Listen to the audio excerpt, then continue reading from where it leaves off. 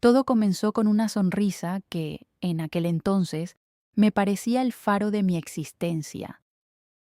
Conocí a Elena en una tarde lluviosa de otoño hace casi 12 años. Ella trabajaba en una pequeña galería de arte y yo apenas estaba consolidando mi carrera como arquitecto.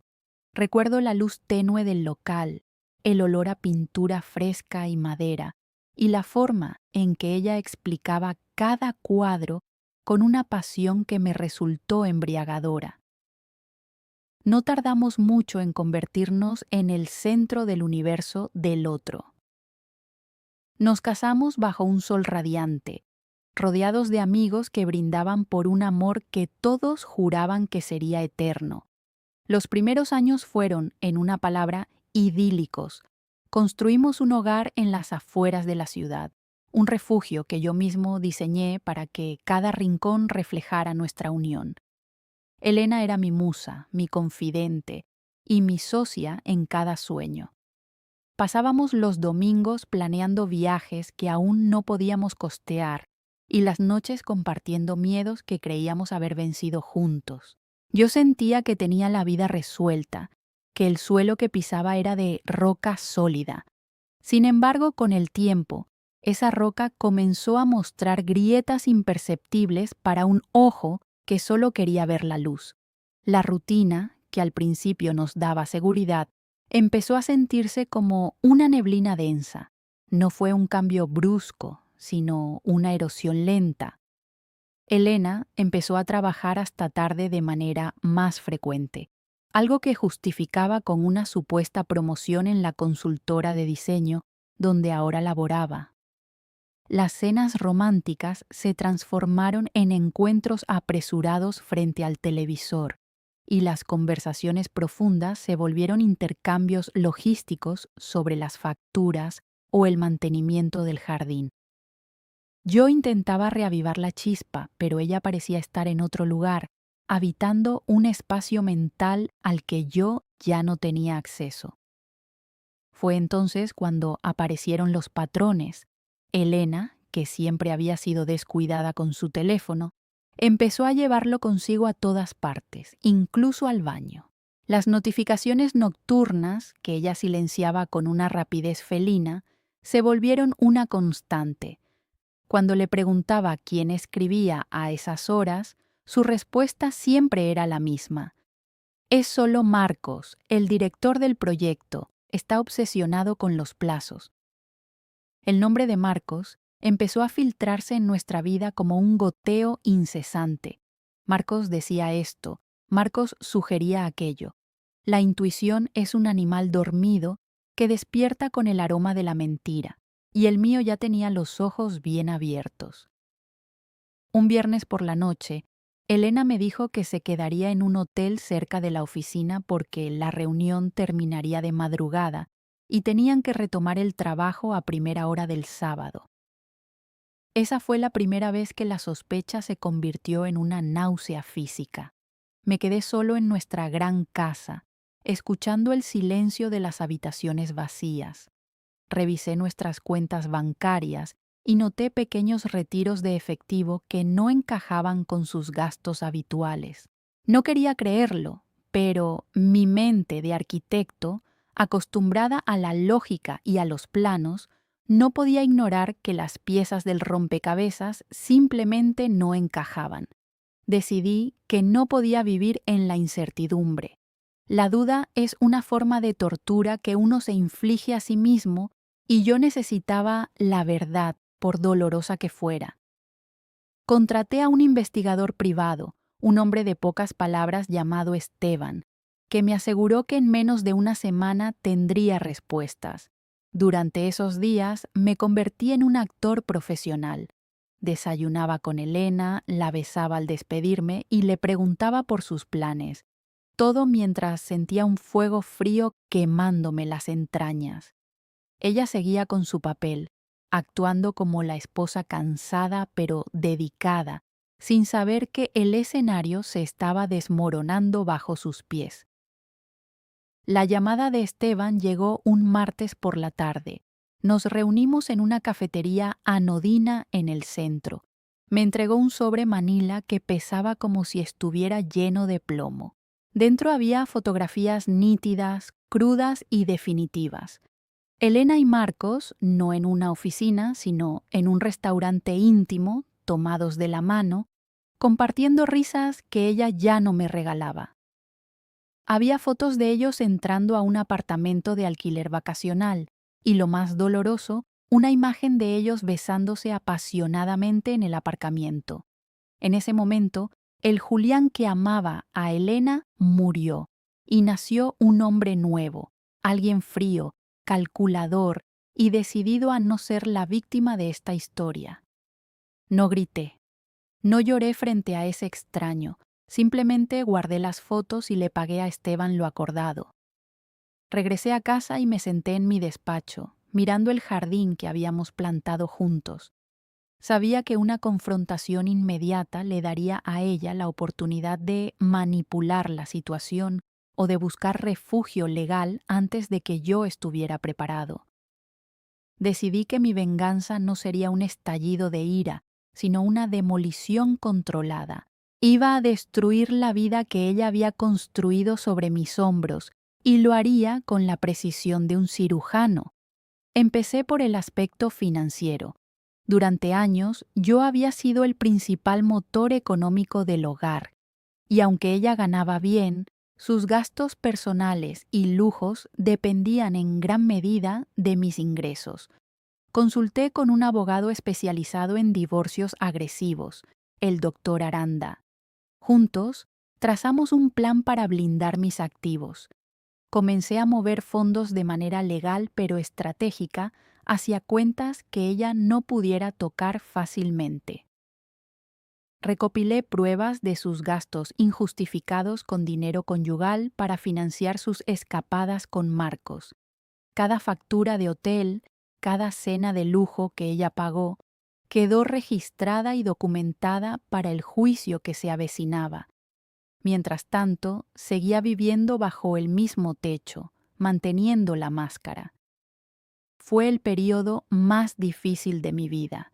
Verla llegar a casa, oliendo a un perfume que no era el suyo, y tener que escuchar sus mentiras sobre lo difícil que era su trabajo, me provocaba una rabia que tenía que contener con todas mis fuerzas. Pero la paciencia era mi mejor arma. También descubrí que Marcos no solo era su amante, sino que también era su superior directo, y que estaban utilizando recursos de la empresa para sus encuentros. Esa información era oro puro. Me encargué de obtener copias de los correos electrónicos y registros de gastos corporativos que demostraban su conducta poco ética. La preparación duró 3 meses, 3 meses de silencio, de recopilación de pruebas y de vaciamiento emocional. Para cuando estuve listo, ya no sentía nada por ella, ni siquiera odio. Solo quedaba el deseo de justicia. Había alquilado un pequeño apartamento en otra ciudad, a cientos de kilómetros de distancia, y había organizado el traslado de mis pertenencias más personales de manera discreta, poco a poco, para que ella no lo notara. Todo estaba en su lugar. El escenario estaba listo para el acto final. El día de la confrontación, Elena llegó a casa de excelente humor. Traía una botella de vino y habló de cómo finalmente el proyecto con Marcos estaba terminando. Me senté en el sofá y la miré en silencio hasta que su sonrisa se desvaneció. Le pedí que se sentara. Sin decir una palabra, puse el sobre manila sobre la mesa de centro. Ella lo abrió con indiferencia, pensando quizás que eran documentos de trabajo, pero su rostro se volvió de color ceniza en cuanto vio la primera fotografía. El silencio que siguió fue absoluto, roto únicamente por el sonido de su respiración agitada. Intentó balbucear una explicación, las típicas excusas de que fue un error, de que no significaba nada, de que yo la había descuidado. La detuve con un gesto de la mano. No estaba allí para discutir, sino para informar. Le entregué los documentos de la demanda de divorcio, donde se detallaban todas sus infidelidades y el uso indebido de los fondos comunes.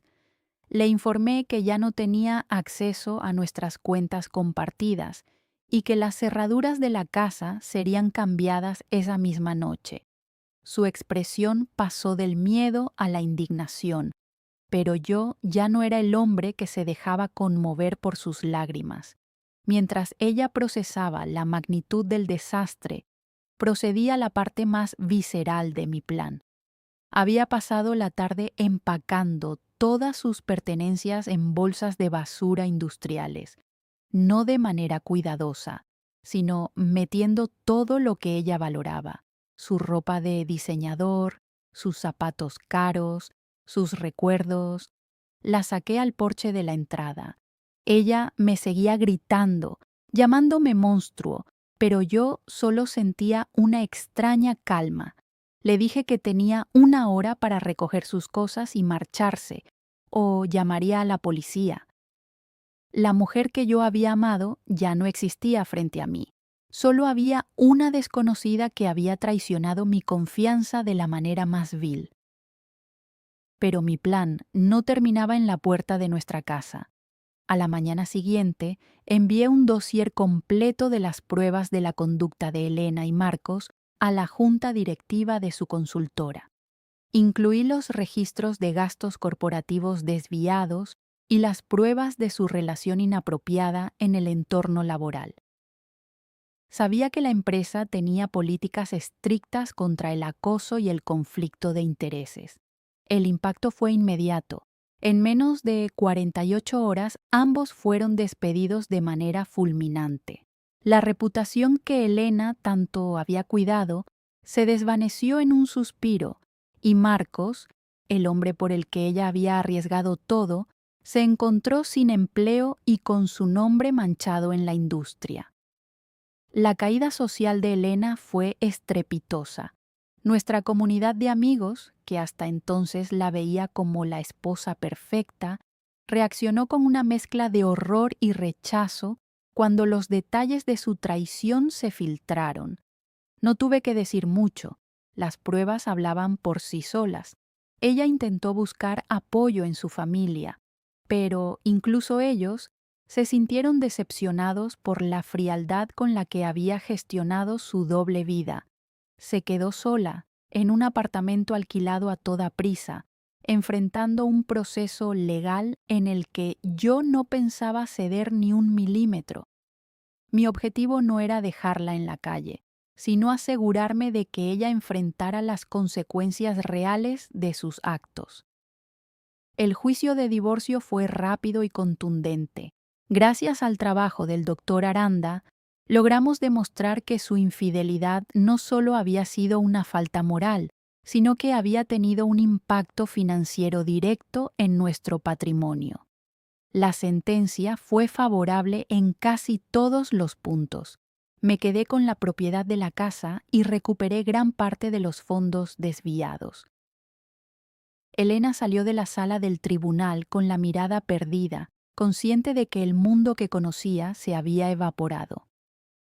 Marcos desapareció del mapa, probablemente buscando trabajo en otra ciudad donde su pasado no lo persiguiera, dejando a Elena lidiando sola con el desastre que ambos habían provocado. Vender la casa fue el último paso necesario. Cada pared me recordaba a una versión de mí mismo que ya no quería ser. En cuanto se firmó la escritura de venta, sentí que un peso enorme se levantaba de mis hombros. Cargué mi coche con lo poco que había decidido conservar: mis libros favoritos, mis herramientas de dibujo y algunos recuerdos de mi infancia. No miré atrás mientras conducía hacia la salida de la ciudad.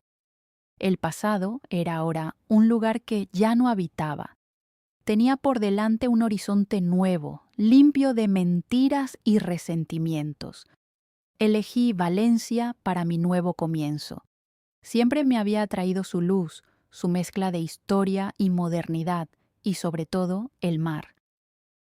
Al llegar, me instalé en un pequeño estudio cerca del barrio del Carmen.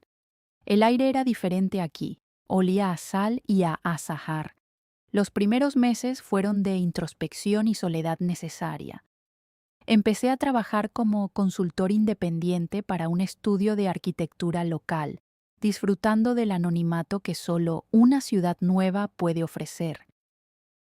Nadie aquí conocía mi historia, nadie me miraba con lástima ni me hacía preguntas incómodas sobre mi ex esposa. Con el tiempo, la amargura fue reemplazada por una paz profunda. Aprendí que la verdadera venganza no es el daño que le haces al otro, sino la felicidad que logras alcanzar a pesar de ellos. Elena y Marcos eran ahora solo nombres en una historia vieja, personajes de una tragedia que yo ya había terminado de leer. Empecé a frecuentar los mercados locales, a perderme en las calles estrechas y a disfrutar de las tardes de sol en la playa. Valencia no solo era mi nuevo hogar, era el lugar donde finalmente me encontré a mí mismo, libre de las cadenas, de una traición que casi me destruye.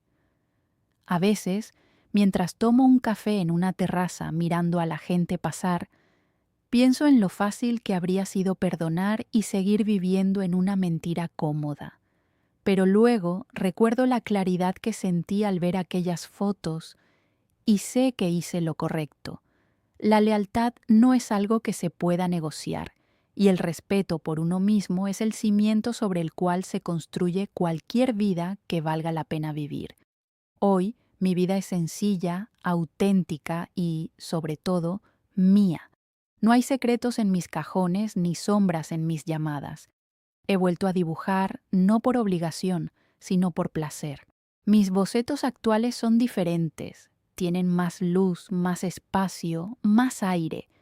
He conocido a personas maravillosas que no juzgan mi pasado porque no necesitan saberlo para valorar mi presente. Valencia me ha regalado una segunda oportunidad y esta vez me he asegurado de construirla sobre un suelo de verdad absoluta. El silencio de mi nuevo apartamento no es un silencio de soledad, sino de plenitud. A veces me pregunto qué será de Elena, no por nostalgia, sino por curiosidad humana. Imagino que estará intentando reconstruir su vida desde las cenizas, quizás dándose cuenta de que la pasión efímera no compensa la destrucción de un hogar. Espero que haya aprendido algo de todo esto, aunque ya no sea mi responsabilidad preocuparme por ello. Mi viaje ha sido largo y doloroso, pero me ha traído a este lugar de calma.